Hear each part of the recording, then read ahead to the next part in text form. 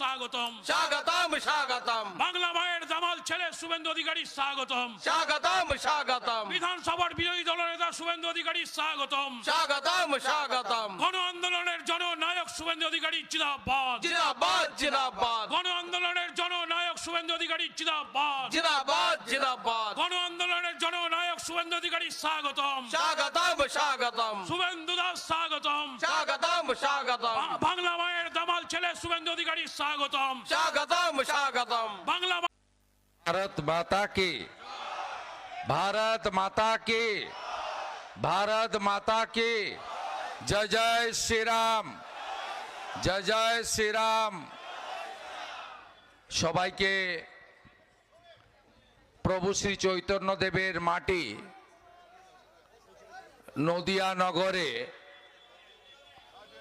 এবং মহাকবি প্রাতঃস্মরণীয় পূজ্যপাদ মহান ব্যক্তিত্ব কৃত্তিবাস বাবুর স্মৃতি বিজড়িত এই পবিত্র ভূমিতে আমি আন্তরিক সনাতনী অভিনন্দন রাষ্ট্রবাদী ধন্যবাদ জ্ঞাপন করি। যিনি মূর্তি তৈরি করলেন এবং যারা মহাকবি কৃত্তিবাস বাবুর এই স্মৃতিকে ধরে রেখেছেন তাদের প্রত্যেককে আমি নতমস্তকে কৃতজ্ঞতা এবং অভিনন্দন জানাই। আমার মাটি আমার দেশ যে কার্যক্রম যশস্বী প্রধানমন্ত্রী নরেন্দ্র মোদীজির উদ্যোগে হয়েছিল তাতে এখানে পশ্চিমবঙ্গ প্রদেশ ভারতীয় জনতা পার্টির পক্ষে আমি কলস নিয়ে মাটি সংগ্রহ করতে এসেছিলাম। সেদিন আমি এখানকার পঞ্চায়েত এবং পঞ্চায়েত সমিতি যেহেতু আমি যে দলের বিধায়ক বা যে দল আমাকে বিরোধী দলনেতার দায়িত্ব দিয়েছে বিশ্বের সর্ববৃহৎ রাজনৈতিক পার্টি নেশন ফার্স্ট মন্ত্রে দীক্ষিত রাজনৈতিক পার্টি ডক্টর শ্যামা প্রসাদ মুখার্জির সৃষ্ট রাজনৈতিক পার্টি ভারতীয় জনতা পার্টি তাদের পঞ্চায়েত এবং পঞ্চায়েত সমিতিকে বলেছিলাম এখানে অনেক কাজ বাকি আছে, কিছু কাজ আপনাদের করতে হবে। সেই ইচ্ছাকে মর্যাদা দিয়ে আমার বলা কথাকে সম্মান জানিয়ে এখানে তারা মোট 21 লক্ষ টাকার নানাবিধ উন্নয়নমূলক কাজ করেছেন। তাই এই পঞ্চায়েত সমিতিকে আমি কৃতজ্ঞতা জানাই এবং আমি আরো খুশি 23-এর পঞ্চায়েত ভোটে ফুলিয়াতে আমি এই পঞ্চায়েত সমিতি তৈরি করার জন্য এলাকার গণদেবতা জনতা জনার্দনকে আমি অনুরোধ করেছিলাম এবং আপনারা অনেকের সাথে আমার অনুরোধও রেখেছিলেন। তাই আমি খুশি তারা ভালো কাজ করছে সীমাবদ্ধ ক্ষমতার মধ্যে দাঁড়িয়ে বিডিও এসডিও ডিএম জেলা পরিষদের অসহযোগিতার পরেও। আজকে এখানে যখন সমবেত হয়েছি তখন মনটা একটু ভারাক্রান্ত। কোচবিহার জেলার মেখলিগঞ্জে আমাদের একটি ছোট্ট 11 বছরের বাচ্চা মেয়ে, তাকে একটা 60 ঊর্ধ্ব বা তারও আরো বেশি হবে বয়স্ক বৃদ্ধ তাকে ধর্ষণ করেছে। সেই লোকটার নাম হচ্ছে, আসামির নাম হচ্ছে এনামুল মিয়া। তিনি, তার ছবিটাও আপনি দেখবেন জামালদহে। দেখুন, একে দেখুন। এই লোকটা 11 বছরের, খুঁজলে হয়তো দেখা যাবে এর সঙ্গে রোহিঙ্গা বা বাংলাদেশি মুসলমানদের যোগাযোগ রয়েছে এবং এরা পশ্চিমবঙ্গটাকে ধ্বংস করার জন্য যা যা করার সব করছে। আর আমরা অবাক হয়ে যাই, এখানকার পুলিশ প্রশাসন, রাজ্য সরকার এদের বিরুদ্ধে কোনো ব্যবস্থা গ্রহণ করে না। আপনি 2019 সাল থেকে উপর্যুপরি দেখবেন পরপর কয়েকটা ঘটনা। প্রথমে সিএ আইন যখন এলো, তাকে এই মুখ্যমন্ত্রী এনআরসি নাম করে খেপিয়ে দিয়েছিল এদের। সেদিন মালদার শামসি থেকে একেবারে সাঁতরাগাছি উলবেড়িয়া পর্যন্ত গোটা রাজ্যে আগুন জ্বালানো হয়েছে। জাতীয় সড়ক, রেল লাইন, হাজারদুয়ারির মতো ঐতিহ্যপূর্ণ রেলকে পর্যন্ত জিয়াগঞ্জ, আজিমগঞ্জে পুড়িয়ে দেওয়া হয়েছে। শুধু 19 থেকে নয়, গত সপ্তাহে যেদিন মাননীয় প্রধানমন্ত্রী মালদা সফরে এসেছিলেন, তার আগের দিন 16 এবং 17 পরপর দুদিন বেলডাঙ্গাতে একই দৃশ্য জাতীয় সড়ক এবং ট্রেন লাইনে আপনারা দেখেছেন। পরে প্রমাণ হয়েছে ঝাড়খণ্ডে যিনি, যাকে মেরে ফেলা হয়েছে বলে প্রচার করে হিন্দুদের হোটেল ভাঙলো, ট্রেন লাইন ভাঙলো, জাতীয় সড়ক অবরুদ্ধ রাখলো 6 ঘন্টা। এ রাজ্যে সরকার আছে, পুলিশ আছে। তারপরে গতকাল আরেক তৃণমূলের বর্ধমানের কাউন্সিলরের নেতৃত্বে বর্ধমান রেল স্টেশনে এসআইআর নিয়ে কোথায় কোথায় রেল আটকাও, জাতীয় সড়ক আটকাও। কোথাও মাইক্রো অবজারভারকে মারছে, কোথাও ধর্ষণ করছে নাবালিকা কন্যাকে, আবার কোথাও ভারতীয় জনতা পার্টির কালনার সোশ্যাল মিডিয়া ইনচার্জ একজনের নাম 3 জায়গায় ভোটার লিস্টে আছে। কালনা পৌরসভার 2টো জায়গায় আছে আর নবদ্বীপে আছে। কেন তুমি 7 নম্বর ফর্মে অভিযোগ করেছ, তাকে রক্তাক্ত করছে? এগুলো হচ্ছে কেন জানেন? আমরা যারা রাষ্ট্রবাদী বা সনাতনী, আমরা সবাই ঐক্যবদ্ধ হতে পারছি না। ঐক্যবদ্ধ আপনাকে হতে হবে, এছাড়া আমাদের কোনো হিন্দুদের যাওয়ার কোনো জায়গা নেই।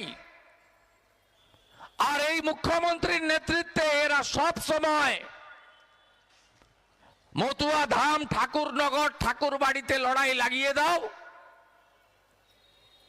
বৈষ্ণব সমাজের মধ্যে লড়াই লাগিয়ে দাও, নমশূদ্রদের মধ্যে লড়াই লাগিয়ে দাও, আদিবাসী কুর্মী লাগিয়ে দাও, পাহাড়ে লেপচা, ভুটিয়া, তামাং, রাই 11টা বোর্ড করে ভাগ করো।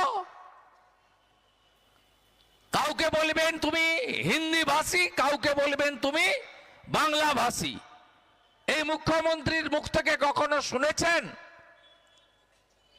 যে মেটিয়া বুরুজের মুসলমানরা উর্দুতে কথা বলে আর নদিয়ার চাপড়া করমপুরের মুসলমানরা বাংলায় কথা বলে? শুনতে পাবেন না। বলবে ও তো গুজরাটি, ও তো উড়িয়া, ও তো অসমিয়া, ও তো বিহারি। এই করে আমাদের রাষ্ট্রবাদী এবং সনাতনীদেরকে বিভক্ত করতে চায়। বন্ধু, আপনি বলুন তো, কালীগঞ্জের বুথগুলো দেখুন, একসঙ্গে যদি 100-র মধ্যে 90টা ভোট ওদের দেয়, আমরা কেন পশ্চিম বাংলার হিন্দুরা 100-র মধ্যে 90টা ভোট? আমরা সনাতন সংস্কৃতিকে যারা বাঁচাতে চায়, ভারতীয় সংস্কৃতিকে যারা বাঁচাতে চায়, সেই ভারতীয় জনতা পার্টিকে ভোট দেব না? গত লোকসভা নির্বাচনে এই এলাকায় আপনারা অনেক ঐক্যবদ্ধ। আপনাদের মাধ্যমে আমি রাজ্যের সমস্ত রাষ্ট্রবাদী এবং সনাতনীদের কাছে প্রার্থনা করব যে 54% ঐক্যবদ্ধ হয়েছেন আপনারা। আপনারা যদি 80-85% ঐক্যবদ্ধ হন, যা মালদা জেলার উত্তরে হয়েছে, তাহলে দেখবেন পশ্চিম বাংলায় এই নজরুল মিয়ারা কোন কন্যা বোন দিদিদের দিকে তাকাতে পারবে না। কথায় কথায় রাস্তা অবরোধ, জাতীয় সড়ক অবরোধ, ট্রেন থামিয়ে দেওয়া, পাথরবাজি করতে পারবে না। আপনারা ভারতীয় জনতা পার্টিকে আনতে গেলে হিন্দু শক্তিকে ঐক্যবদ্ধ হতে হবে, কারণ এটা রাষ্ট্র নির্মাণ এবং আমাদের এই পশ্চিমবঙ্গকে রক্ষা করার লড়াই। অত সহজে আমরা বাঙালি হিন্দুদের হোমল্যান্ড পশ্চিমবঙ্গ পাইনি। 1947 সালে 20 জুন পশ্চিমবঙ্গ বিধানসভা, এখন যার নাম তখন আইনসভা, ডক্টর শ্যামাপ্রসাদ মুখার্জি আর বাইরে স্বামী প্রণবানন্দ, তাদের লড়াইতে আমরা পেয়েছি। নইলে মোহাম্মদ আলী জিন্নাহ চেয়েছিলেন সমগ্র কলকাতা সহ অবিভক্ত বঙ্গকে তিনি নিয়ে যাবেন পাকিস্তানে। এই নদিয়া জেলার অনেক অংশে 17ই আগস্ট স্বাধীনতা দিবস পালন করা হয়, 15 তারিখ হয় না। তার কারণ আমরা প্রথমে পাইনি কৃষ্ণগঞ্জ সহ অনেক জায়গা আছে, বাংলাদেশ বর্ডার তীরবর্তী এলাকার অনেক মৌজা গ্রাম, এখানেও কৃষ্ণনগরের তৎকালীন রানীমা আর ডক্টর শ্যামাপ্রসাদ মুখার্জির লড়াইতে আমরা এই জায়গাগুলো ছিনিয়ে এনেছিলাম হিন্দুদের হোমল্যান্ড বলে। আজকে এই সরকার যখন হিন্দু শরণার্থীদের, কেউ কি ভালোবেসে বাংলাদেশ থেকে এসেছেন? অবিভক্ত পাকিস্তান থেকে কেউ এসেছেন? এক কাপড়ে বাঁচার জন্য এসেছেন। বিভীষিকাময় দেশভাগ, কংগ্রেসের কলঙ্কময় অধ্যায়। আজকে দেশ যদি ভাগ না হতো, তাহলে এই যে জামাতিরা ওখানে বসে গোটা বাংলাদেশে হিন্দুদের শেষ করে দিয়েছে। দীপু চন্দ্র দাস জ্যান্ত লোককে পোড়াচ্ছে। বাংলাদেশে দুর্গাপূজার সময় বলে দেওয়া হয়েছে এই সময় আজান হবে, তোমরা ঘন্টা বাজাবে না, তোমরা মাইক বাজাবে না, ঢাক বাজবে না। আমাদের পঞ্জিকা শাস্ত্র, আমাদের সিদ্ধান্ত মতেই হোক, বিশুদ্ধ মতেই হোক, আমাদের কোনো রীতিনীতি চলবে না। হাজার হাজার বছরের পুরনো সনাতন প্রথা চলবে না। ওরা ঠিক করে দেবে, সে আপনার পুষ্পাঞ্জলির টাইম হোক, কলাবউ স্নান হোক, দেবীর বোধন হোক, সপ্তমীর পুজো হোক, নবমীর মহাআরতি হোক, দশমীর নিরঞ্জন হোক, আপনি করতে পারবেন না। ধুতি পরলেই মারছে, মাথায় শিখা রাখলেই মারছে, গলায় কণ্ঠি আপনার তুলসী মালা, আচার মালা দেখলেই মারছে। রতন মজুমদারকে বলল 5ই আগস্টের পরে চাকরি ছাড়বেন না ধর্ম ছাড়বেন? বলবো চাকরি ছাড়বো কি করে, খাবো কি? বাবা মা আছে, পুত্র কন্যা পরিবার, স্ত্রী আছে, 11 জনের সংসার। আমি ল্যান্ড ডিপার্টমেন্টে কাজ করি, আমার বেতনে সংসার চলে, জমি নেই, ধান হয় না। বলে তাহলে তোমাকে নাম বদলাতে হবে। রতন মজুমদার গেলেন, নোটারি করলেন, কাজী শফিউল্লাহ নাম নিলেন। রতন মজুমদারের 7 খুন মাফ হয়ে গেল। আপনি কি এই দিনটা দেখার অপেক্ষায় আছেন? এই সরকার মোল্লা ইউনুসকে সফল করছে, হ্যাঁ কি না বলুন? 550 কিলোমিটার জমি কাঁটাতারের বেড়া দেওয়ার জন্য কেন দেবে না? কাঁটাতারের বেড়া সম্পূর্ণ হলে রাষ্ট্র সুরক্ষিত হবে, দেবে না। হু করে জামাতিদের ঢোকাচ্ছে, যত গুন্ডা জিহাদিদের ঢোকাচ্ছে। কিছুদিন আগে 7 শেখ ধরা পড়ল মুর্শিদাবাদের হরিহর পাড়ায়। তিনি খাজেরি মাদ্রাসা চালাচ্ছেন 1.5 বছর ধরে, 3 বার তৃণমূলকে ভোট দিয়েছে। বাংলাদেশের হাওয়া এখানে ঢুকলো। 24-এ দুর্গাপূজায় ফালাকাটায় গিয়ে বলছে এটা আমাদের এলাকা। মাইক টাইক বাজবে না, কাঁসর টাসর ঘন্টা টন্টা বাজাবেন না। মহিলারা রুখে দাঁড়ালো, বললো বাজাবো, পালালো। গার্ডেন রিচ ওরা মেজরিটি, সেখানে বললো আরতি চলবে না, আমার এই এলাকা আমাদের।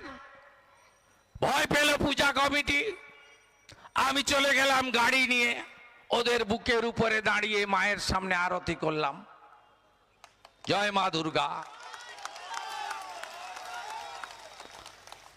এবছর 25-এ গত বছর সূর্যনগর কাকদ্বীপ মা কালীকে প্রিজন ভ্যানে তুলল পিসিমনির পুলিশ। যারা বেলডাঙ্গা হলে, ধুলিয়ান শামশেরগঞ্জ হলে যে পুলিশ টেবিলের নিচে ঢোকে শাটার নামিয়ে দেয়, এখানে যখন বেথুয়া নাকাশিপাড়া জ্বলছিল এদের টিকি খুঁজে পাওয়া যায়নি,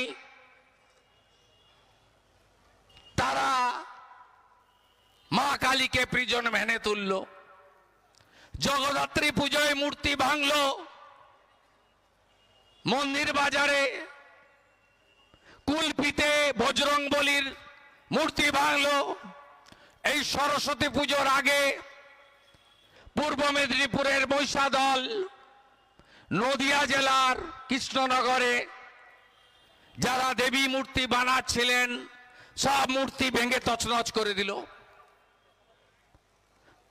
গত বছর দুর্গাপূজার ফারাক্কার মহেশপুরে বাংলাদেশের হাওয়া ঢুকলো নির্ঘণ্ট। এই সময় ঘন্টা বাজবে না, চণ্ডী পাঠ হবে না, ঢাক বাজবে না। আমি করলাম টুইট, পুলিশ গেল, বলল বিপদ আসন্ন, ব্যানারটা সরাও। এসবই হবে ততক্ষণ যতক্ষণ এখানে জামাতিদের সরকার থাকবে। আপনাদের বদলাতে হবে। রামায়ণের কথা পড়েছেন, রামায়ণের যিনি অনুবাদক তার মূর্তি প্রতিষ্ঠা করে তার স্মৃতি বিজড়িত স্থানে দাঁড়িয়ে সনাতনীদের ঐক্যের প্রার্থনা করব। এই তোষণের রাজনীতি থেকে বাংলাকে বাঁচানোর শপথ নিতে বলবো। গীতার অমোঘ বাণী ধর্ম রক্ষতি রক্ষিত, এই শপথ নেওয়ার জন্য বলবো আর ধুলিয়ান নয়, আর শামশেরগঞ্জ নয়, আর মোথাবাড়ি নয়, আর মহেশতলা নয়, আর বেলডাঙ্গা নয়। আমাদের ঐক্যবদ্ধ হওয়ার সময় এসেছে। আজকে সনাতনীদের এই বিপুল সম্মেলনের মধ্য দিয়ে প্রভু শ্রী চৈতন্য দেবের নগর নদিয়া নগরে আপনাদের সকলকে আরেকবার প্রণাম কৃতজ্ঞতা জানাই, ঐক্যবদ্ধ হওয়ার প্রার্থনা জানাই এবং ভারতবর্ষের যশস্বী প্রধানমন্ত্রী নরেন্দ্র মোদীকে ধন্যবাদ জানাবো। কেন? তিনি কি করেছেন। শ্যামাপ্রসাদ মুখার্জির আত্মবলিদান, তিনি কাশ্মীরে যে ধারা 370-35 তার যে শপথ ছিল, আমাদের দেশে দুটো পতাকা ছিল, আর ডক্টর শ্যামাপ্রসাদ মুখার্জি বলেছিলেন এক দেশ এক নিশান, এক বিধান, এক প্রধান। এটা ছিল ডক্টর শ্যামাপ্রসাদ মুখার্জির স্লোগান। মোদিজি 370-35 হাঁটিয়ে দেশে দুটো পতাকাকে সরিয়ে দিয়ে একটাই পতাকা রেখেছে, যেটা আগামীকাল উঠবে প্রজাতন্ত্র দিবসে, জাতীয় পতাকা। কেন মোদিজিকে প্রণাম করব? নরেন্দ্র মোদিজি একদিকে বাংলাদেশি মুসলিম অনুপ্রবেশকারীদের বের করানোর জন্য বলছেন, অমিত শাহজি পাটনাতে বলছেন পহলে ডিটেক্ট অর্থাৎ চিহ্নিত করো, তারপরে ডিলিট করো, তারপরে ডিপোর্ট করো। এই যে ভোটার তালিকা, ফাইনাল তালিকা বেরোনোর পরে দেখবেন ডিটেক্ট হয়ে গেছে, ডিলিট হয়ে গেছে, আর এপ্রিলে বিজেপি এলে বাংলাদেশি মুসলিম অনুপ্রবেশকারী রোহিঙ্গাদের রাস্তা দেখাবো আমরা। যে পথে এসেছ ওই পথে back to the pavilion. Election commission carbolic acid ঢেলে দিয়েছে গর্তে, সব সাপ এখন বেরিয়ে এসেছে রাস্তায়। হ্যাঁ, আপনাদের কারো কারো কাছে নোটিশ আসছে, নামের ভুল। হিন্দুরা বিচলিত হবেন না, হবেন না, এটা ইলেকশন কমিশনের কোনো দোষ নেই। 90,000 বিএলও দিয়েছে রাজ্য সরকার, ডাটা এন্ট্রি অপারেটর দেয়নি। বিএলওদের অনেকেরই ভুলের জন্য, স্পেলিং ভুলের জন্য আজকে আপনারা ডাক পাচ্ছেন। একটু সহযোগিতা করুন। এটা পরিচ্ছন্ন করার লড়াই, এটা ডিটেক্ট এবং ডিলিট করার লড়াই, অভারতীয়দের রাস্তা দেখানোর লড়াই। তাই আপনাদের সবার সহযোগিতা করা উচিত, একটু অসুবিধা হলেও মেনে নেওয়া উচিত, এই আবেদন করব। কেন মোদিজিকে প্রণাম করব? 492 বছর পরে অযোধ্যার রাম মন্দির আমাদের স্বপ্ন। 3.5 লাখ হিন্দু শহীদ হয়েছে, 85 বার আক্রমণ করেছে, রাম মন্দির হয়েছে। নরেন্দ্র মোদীজি প্রধানমন্ত্রী না থাকলে রাম মন্দির কোনোদিন হতো না, যতই সুপ্রিম কোর্ট অর্ডার দিক না কেন। তাই মোদীজিকে প্রণাম করব। আদি গুরু শঙ্করাচার্যের সমাধিস্থল পুনর্নির্মাণ, কাশী বেনারসের নতুন করে সাজানো, উজ্জয়িনীর মহাকাল মন্দিরকে নবরূপ দেওয়া, এটা নরেন্দ্র মোদীজি ছিল বলে মোদি হ্যায় তো মুমকিন হ্যায়, সনাতন সংস্কৃতি বেঁচে আছে।